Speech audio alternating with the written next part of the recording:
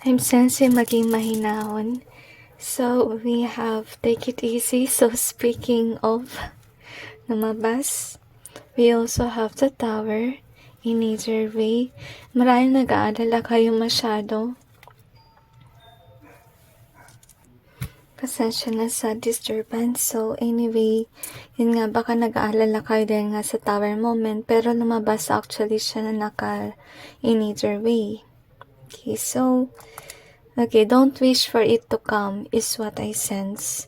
We have the sword here. Don't know if you can see. And meron din tayong key.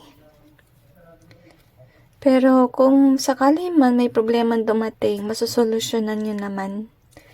Kasi I feel here with the sword, straightforward naman kayong mag-isip. Okay? At malalagpasan nyo kung naman na problemang darating. So, take it easy lang. Huwag niyong i-wish na magkaroon talaga ng problem. So, we have the my love here. We also have the keys in either way. We have the 5 in reverse. So, 5 means change. Naka-reverse naman yung 5. And we have this one. So, yung bang naman sa inyo, baka nag-alala kayo with regards sa love life. Kasi naka-in either way din si keys. Pero wag kayo mag-alala sa love life ninyo kasi with the 5 in reverse, there's no change in your love life. Kasi naka-reverse naman siya na dumating.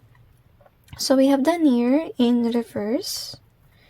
We also have the dream in either way. And we also have break an egg. So, yung mapapayo ko lang sa inyo guys, galingan nyo. Kasi, I feel na may potential na maka-achieve kayo ng inyong dream. So, with the near in reverse, even though, let's say, marami pa kayong kakaining bigas, mararating nyo rin at mararating kung ano man ang gusto nyo ma-achieve if you will work on it. Okay? So, anyway, that's it with today's message. I hope that this may give you some insight and awareness. And God bless all of you.